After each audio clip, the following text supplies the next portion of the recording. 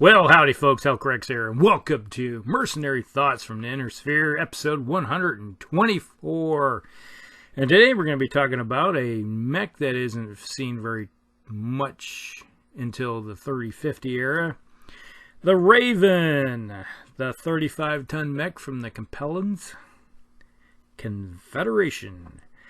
Alright, the Raven is what you call a test bed for, let's just throw a whole bunch of electronic warfare on it, some spotting assistant type of equipment, and sort of, I don't know, it doesn't really get the job done too well in most cases because it just dies.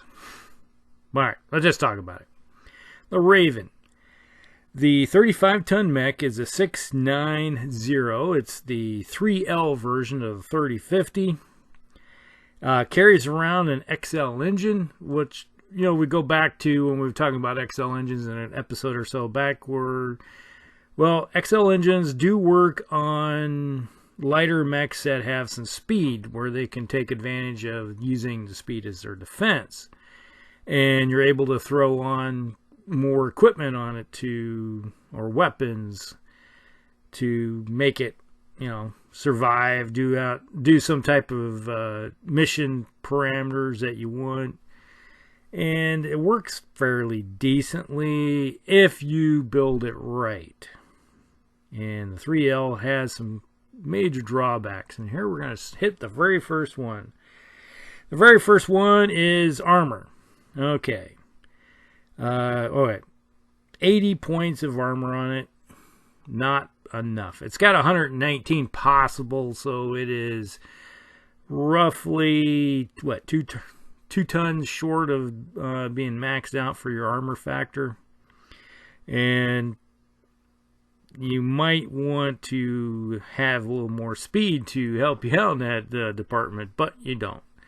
Now, the other thing I think about this one is that you have all this extra tonnage that you picked up from the XL engine, but you didn't put any jump jets on it. You could have made it a 696, but you didn't, and you only have 11 heat sinks on it. Yes, it doesn't necessarily pump out a lot of heat, but you have 11 singles when you probably could have put 10 doubles on it and thrown, you probably got 2, I think it is, that are not on the engine.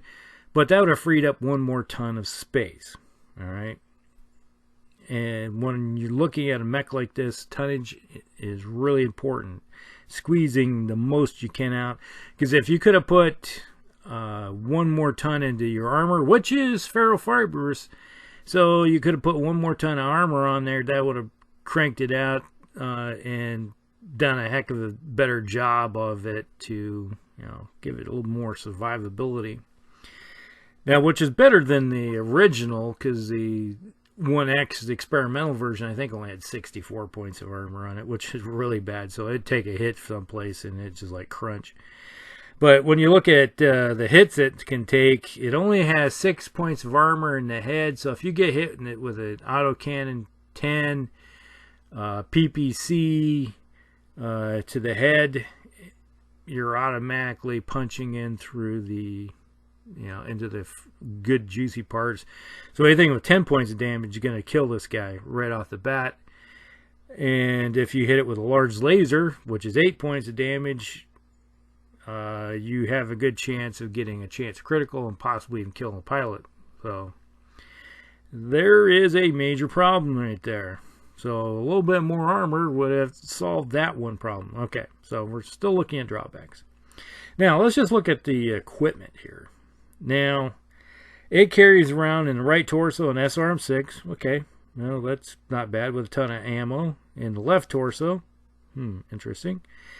It carries 2 medium lasers in the right arm. All right. It carries around a NARC beacon in the left arm with a ton of 2 tons of ammo. In the left torso, has a beagle probe, say that 10 times fast. In the center torso, carries around a tag system in the right torso, and Guardian ECM in the left torso, and a half ton of case in the left torso. which is where all the ammo's stored. Okay. I guess one thing, you know, typically it's like if you got a weapon system that has, like, say, the NARC beacon with the ammo or the SRM, it's like if the SRM's in the right torso, you'd think the ammo would be with it, and then you have case on both sides. But they just throw everything on in one spot because, heck, if you take out one torso, this thing's done anyway because you got the XL engines. And if you hit the ammo, you're only blowing out one torso, still killing the mech, but at least you have a chance of salvage a little bit better compared to if you just blew the whole thing into a little pyrotechnic bits. Alright, now let's just talk about some of the weapon systems. Alright, you got the SRM-6, which isn't bad. You go out to 9 hexes with that thing. Can do some good damage. Typically, your typical roll is going to be 3 or 4 missiles hitting. That's not a lot of damage. Not bad either. That's more or less, I always look at SRMs as your crit hunting type of weapon systems. Okay? So if you're running around with something that has a lot of... you got a lance with a bunch of LRM boats parked behind this thing. This is the eyes and ears. It's going to go out there and lock on and spot for you, and then the LRMs are going to be diving in and hammering a target. Okay, and then after all the armor's ripped off of it, then you fire this thing with the SRMs and the medium lasers. Okay, so it also has 2 medium lasers in the right arm. Okay, which is going to pump out 6 heat, then you got 4, so 10. This thing does heat up if you run when you do all that. So, okay. So, going back to, would this thing been better off with some double heat sinks? Like 10 double heat sinks and throw that extra ton into armor and solve some of the, like, the head armor area? Yeah, it would probably been a better deal. Because then you could have thrown a little bit more armor into the torsos to keep this thing alive longer. And they were able to take a hit because a couple good hits. And this thing's toast. Now, the NARC beacon. NARC beacon is good and bad. Because if let's find it here. Look at the book. NARC beacon, page 100, and was it 138 of the main book. And if we look on page 139, now the NARC beacon's a wonderful item that when you shoot it out there, you hit with it. A little beacon probe is attached to the target, and any type of LRMs that are following on get a +2 on the cluster table. That's wonderful. Love it. And if you have a lot of missile boats, let's say a couple archers, a catapult seems to be a better choice sometimes than the archer, but and you're able to go on the cluster charts with when you hit, and you know, a +2, an 8 becomes a 10. That could be the difference between hitting with 12 or 16, or however it may be if you got an LRM 20. Make a big difference in how many missiles hit. You know, that adds up over time. It's wonderful. But here we go on page 139. In all the following combat phases of any attacking with a NARC beacon adds a +2 result, and on a roll of the cluster table. Okay, we're talking about that. Following combat phases. So the way I read that, and everybody else seems to read that, is you hit on turn 1 with it. You don't get to use the cluster table bonus until turn 2. Alright. That's how everybody reads that I know of. Now, your group may differ, but even at Gen Con, that's how it always seems to work out. It's like, oh, next turn you get to use your NARC beacon. Alright, fine. Wonderful. So you basically have, let's see, it's 5 tons. I think a NARC beacon is tonnage is 3 plus the 2. Yeah, you got 5 tons wrapped up in a system that you don't get to benefit it until the next turn. All right, so that's 5 tons. All right, so for 5 tons, I love the NARC beacon when it works in following turns. It's wonderful if you get close enough and you're able to attach it. Now, the other thing is that the mech that has the beacon on it can try to knock the thing off if they able to reach that. So if you're able to hit somebody in the backside with a NARC beacon, yeah, shoot them in the back center torso. But the other thing is, if that torso area or leg or whatever gets blown off, the NARC beacon is done. It no longer works. So there's a problem with the NARC beacon. Now, like I said, if you have a couple missile boats behind this thing, and the next turn you put the beacon on there, wonderful. You're adding up. It adds up. It adds up, and you're doing more damage. That's the whole purpose of it. But it comes at a cost for this mech. Okay. Now, the beacon probe is wonderful because then you're able to spot hidden targets, anything that may be hidden from you. It's like a radar, ground surveillance type radar, goes out there and pings the entire area, lets you know what's hidden, and etc. Works good, except for infantry. But hey, depends on your group. If you play it with it, does the spot hidden infantry, fine. It's up to you. That's a house rule.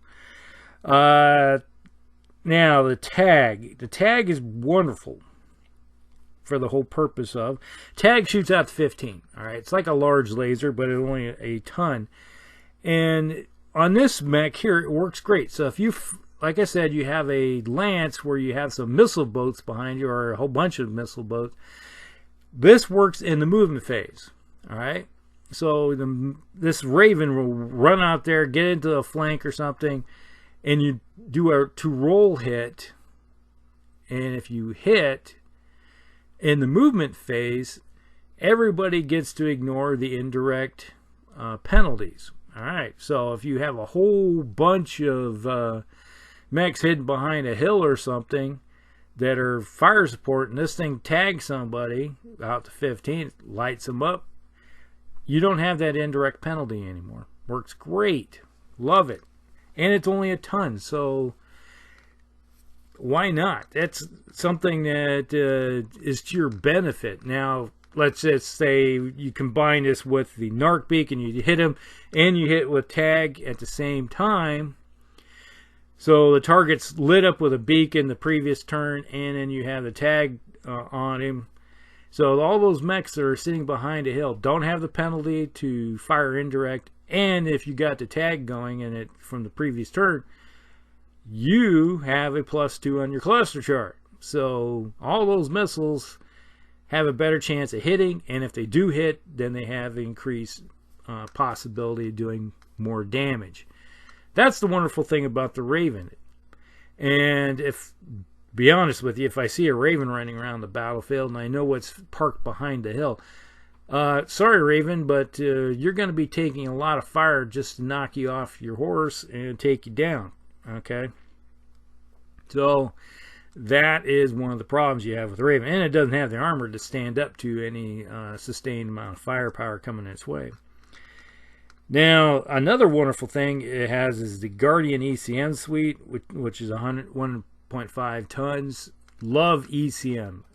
If I can put ECM on every single mech, I would, because it's wonderful is that it blocks out if a NARC beacon is inside an enemy tag, or ECM shuts it down. If you have a C3 suite going on where you're able to link all your mechs together, and an ECM going inside there shuts them down. All right, it's a bubble. That's a nice little bubble around this mech that will prevent you from drawing a line of sight between your C3 system. If you have Artemis, Artemis will be shut down because of ECM. It's wonderful. It's a very versatile type of system that I prefer to, if I have the ability to put it on a mech, if I'm building a mech, do it. Because in the long run, it saves you a lot of hassles when it comes to taking more damage from like Artemis, shutting down C3, etc.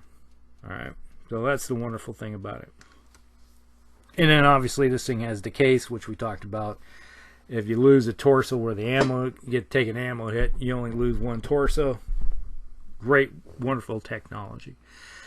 So, we talked about all the stuff that's on it. How do you use it? Like I said, this is the eyes and ears of a lance or a company, etc. This is a very specialized type of mech, and because it's specialized, you need to sort of protect it in some ways. Alright, you got to make this thing move as fast as possible. Try to squeeze out, because when you're a 6'9" mover, you're trying to get at least 7 hex movement, or if you can combine a 5 hex move plus some woods or something of that nature where you can at least get a 3 modifier to being shot at, works great. Now, if you're fighting against the clan, odds are this thing's dead within 1 turn or so, because obviously most clanners, they have excellent gunnery, and if they have target computers and all that fun stuff, mech like this just gets nuked quickly. It's like, oh, hey, look at there. So they just blast it.